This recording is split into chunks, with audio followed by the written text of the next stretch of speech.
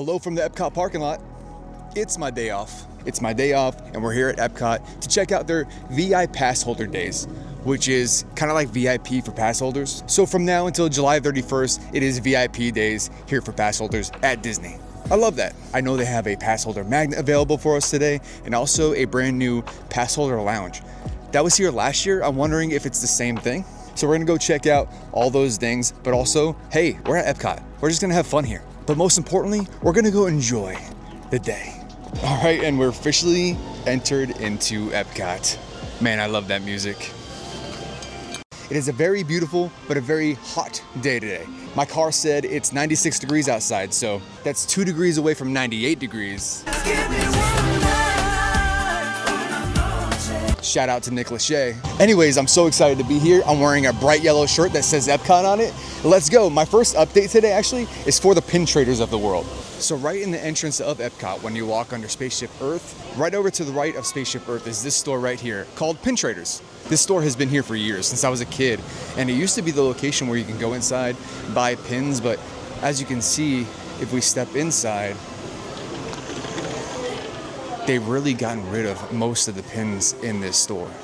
They still have a little bit of pin presence in the store, but this wall over here with all this merchandise used to be wall to wall with pins, and that's gone. It smells exactly like Spaceship Earth in here too. I don't know if they plan that. But out in front of Pin Traders, there used to be a whole big community of people that used to sit outside here with their big booklets of pins and used to do pin trading right outside the store. Of course, pin trading is still allowed here at EPCOT. They just moved it a little farther down the way. We'll go check it out now. A little flashback to my first Flower and Garden video from this season. I noticed these pin booths are brand new to the picnic area over here at EPCOT. As you can see, we have the festival market over there, and to the left of it, another festival market where they sell exclusively pins and some pin trading boards too. This is now the approved spot where you could set up, start pin trading, open your books, bring your family, bring the kids, and set it up over here. Just a little context to give you an idea of where we are. We're on the backside of Spaceship Earth right over here. To the left is the topiary for Figment, and right over to the right of that is this little pathway where you can set up and start pin trading over this way. Now, I'm not much of a pin trader myself. I am definitely a pin collector. I have way too many pins at home. I still do pin trade here and there. Like, if I'm walking past the booth that has a pin board, I'll check it out, but there's only like certain ones I want. I am so nerdy. Anyways, let's go reap the benefits of being a pass holder and VIPassholder Days and get our Passholder Magnet. To retrieve the Passholder Magnet, you gotta go over here to the creation shop, and there's gonna be a whole line set up over here, usually with a cast member at the entrance, and right here, Passholder Distribution Center. All right, and here we are. We got our new Passholder Magnet here with Maleficent on it. That is so cool. I think this is the first ever Disney Villains Passholder Magnet. I have most of these at home. I'm only missing like a select 2 that I don't know how I missed, but I definitely did. But yeah, I'm pretty sure that Maleficent here is our first Disney Villain Passholder Magnet, so that's pretty fantastic. And it makes sense because Disney's kind of leaning into the villains later this month. So I know they have some brand new Villains merch, and also they have the Villains show opening up May 27th over in Hollywood Studios, so it all makes sense. All leading up to Villains Land opening whenever over at Magic Kingdom. I like it. Man, I'll tell you what, it is a super hot day. My one piece of advice for the summer, if you do come to the parks, doesn't matter which park, here, SeaWorld, Disney, Universal, always bring some water. Let's head back into Creations to see if they have that Villains merchandise here. I'm pretty sure they do. And here it is, the Disney Villains shirt. This is actually pretty cool. And purple's my favorite color, so I might buy this. And it has my favorite Disney villain of all times, Hades. That's my boy right there, double bicep. Also, they don't have my size, but I'm kind of in love with this purple Figment shirt. Oh man, a quick look at the new test track over here. Looking nice and spiffy. Every time I come out here, it looks more and more complete, man. We're getting close. I guarantee in like a couple more months, few more months, this thing will be up and running. Very cool. So what are we calling it? We're calling it test track? We're calling it test track 3.0? What are we doing? Over here by the Purple Martins, you can barely see it up there, but there are some babies that are breaching their little nest there, calling for their mom. I guess they're hungry. Oh, no way.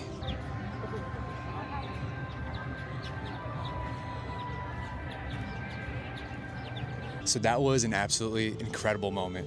For those of you who don't know, the purple martins, they're a migratory bird from South America that come to EPCOT once a year. And not only at EPCOT, there's like spots all around the world that these birds go to migrate, but once a year here at Flower and Garden Festival, the purple martins come up from South America to Orlando to EPCOT, which I think is pretty fantastic. I mean, let's be real, I would do the same thing if I was a bird. Anyways, we just caught them at the most perfect time because it was definitely feeding hour. I was walking by and I saw 2 babies pop out of the nest and I was like, I probably should record that, and then just everything started happening at once. In fact, if you look around EPCOT while you're here for Flower and Garden, all around the park, you can see the purple martins flying around, gathering insects, and taking them back to their young. As I was sitting there watching, I noticed that a lot of the babies were coming out of the nest, and a lot of the parents are coming back, bringing bugs for them to eat and feeding them. That was really cool moment. In fact, I got really lucky and saw one of the birds bring a whole giant dragonfly into one of the nesting areas. That was pretty gross, but also pretty cool at the same time. I can legit sit there and watch those birds for hours and hours, but it's way too hot to just be standing in one place right now. One really nerdy thing about me, man, if you thought pins were nerdy about me, man, one really extremely nerdy thing about me is I love to bird watch. Am I 60 years old? I think I'm 60 years old. So if there's one thing you take away from this video, let it be the fact that you now know that I like bird watching. Anyways, enough bird talk. Let's continue this VI Passholder event here and go across the pond, over this way to Morocco to check out our next venture. All right, we made it to Morocco, and to get to the Passholder Lounge, you have to walk in the back towards this way to the old restaurant Marrakesh. It was a restaurant back here, very nice actually, that shut down after the pandemic and just never reopened ever again. And here it is, Restaurant Marrakesh right in here, and the pass holders, we go right through this way.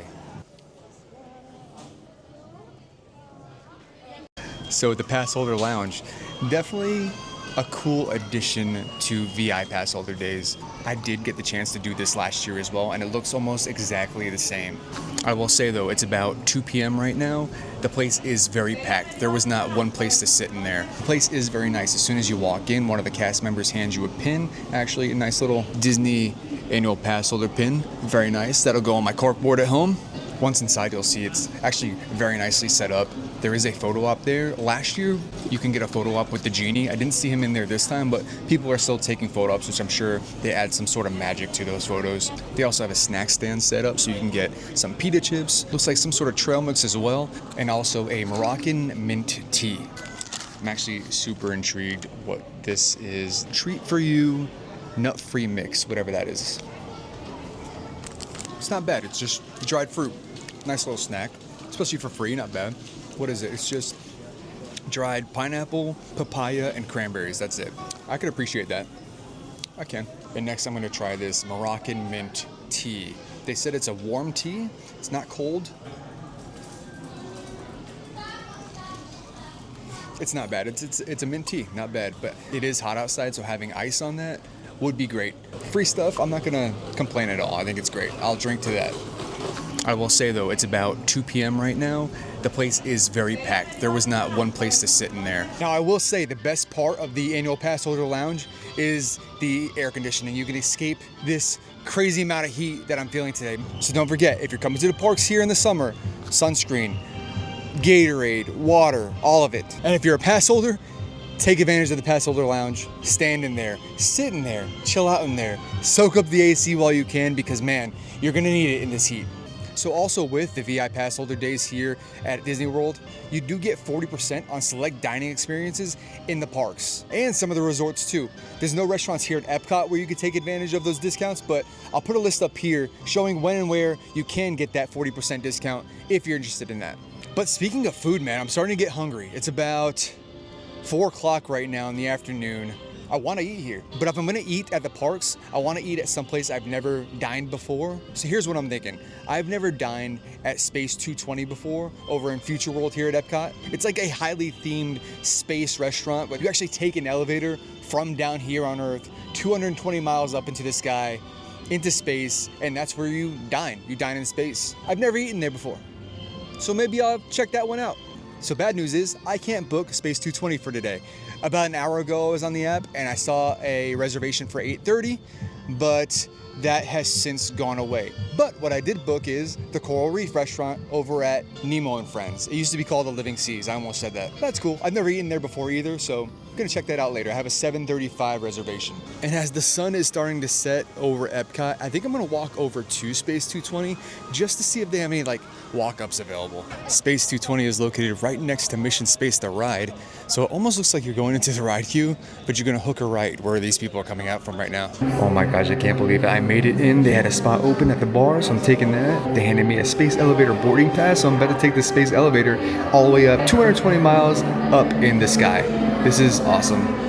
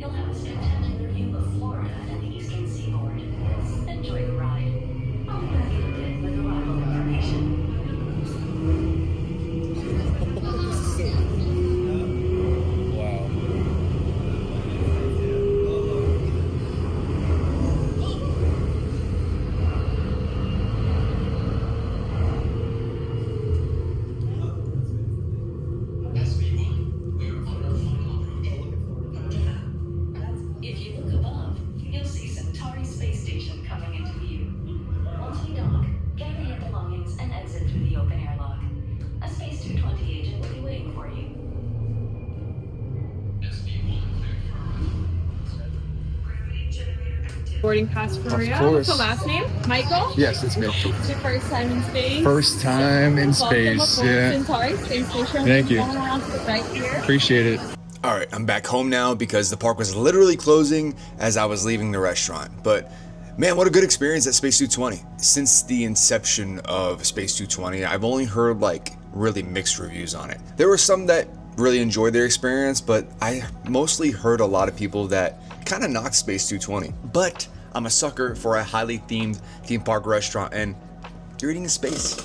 So I think that's pretty cool. Space 220 opened up in September of 2021, and I've honestly wanted to go ever since it opened. As far as immersion goes, man, this place is incredible. Taking the elevator up into space and then back down again to Earth is absolutely fun. Walking through what feels like a spaceship to get to your seats is pretty fun too. And of course, the view of Earth while you're eating, you really can't beat that. Now, of course, one of the biggest sell points of this restaurant is the view you get when you're sitting down, looking out the windows, your view of space, and sometimes you could see like little fun things pop up here and there. Now, during my visit, I didn't see that much pop up. I did see there was one time a random spaceship floating by. So yes, some seats are definitely better than others where you're right up next to the windows so you could overlook space and stuff. From what I saw, it really doesn't have a bad seat in there. Like anywhere you sit, you're gonna have a nice view of Earth and space. I personally was sitting at the bar because that's the first thing they had available for me, and I don't mind, I'm by myself.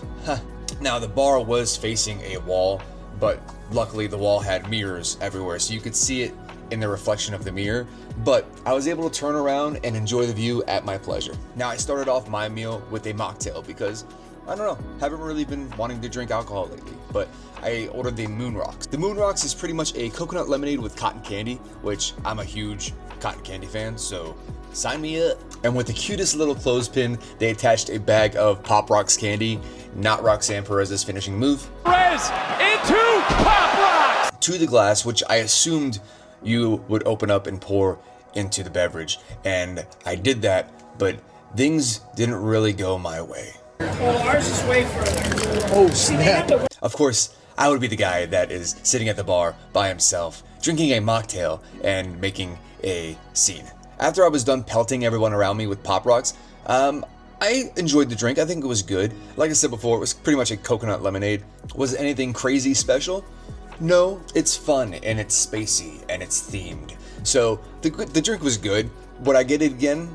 Maybe, maybe not. For my appetizer, I grabbed the Neptuna Tartare, which is kind of like space pods of sushi, for lack of a better term.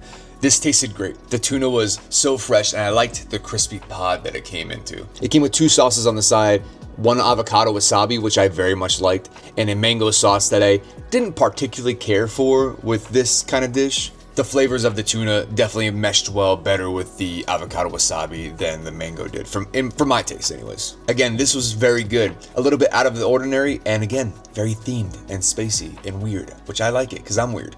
Now for my main course, I got the M87 pork tenderloin. Now I don't eat pork on the regular just because it's usually a bit fattier and I'm not the biggest fan, so I took a risk here. Let me tell you, I absolutely loved this. The flavor on the pork was so good, very smoky with crispy edges. The pork meat itself chewed like it was a piece of roast chicken. It was so good. Very lean, very tender, and the prosciutto on the outside added like a little crisp to the edge too. It was very good. There was a sweet potato hash on the bottom of this dish, which paired well with the pork itself too. It was seasoned great. There was a little bit of char on the outside of the pork too, which added so much flavor. But the biggest standout of this dish was the sauce. The sauce was delicious. This dish was also topped with 2 marigold flowers, which I'm not sure if you were able to eat it, but I saw it on my dish and I said, hey, let's get the full experience. Let's eat these flowers. So I went in for a bite and yeah,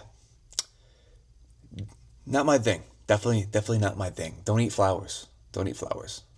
It tasted exactly like the smell of marigolds in the garden. I'm good. I'm good.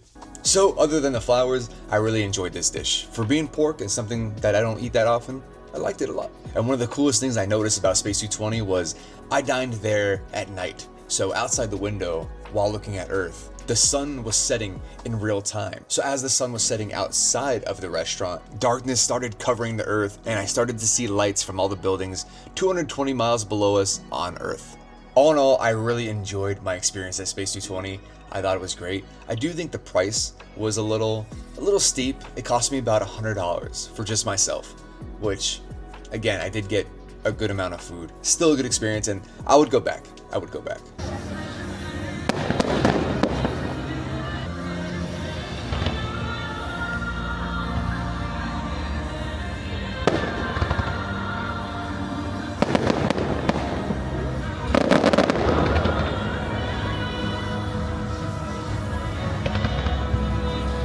The song for Luminous is such a banger, and it's still going on right now. Speaking of banger, that was really cheesy. Anyways, that's gonna be it from our day out here at EPCOT, checking out the VIPassholder Days. Remember that VIPassholder Days are here up until July 31st, so if you're a pass holder, come out.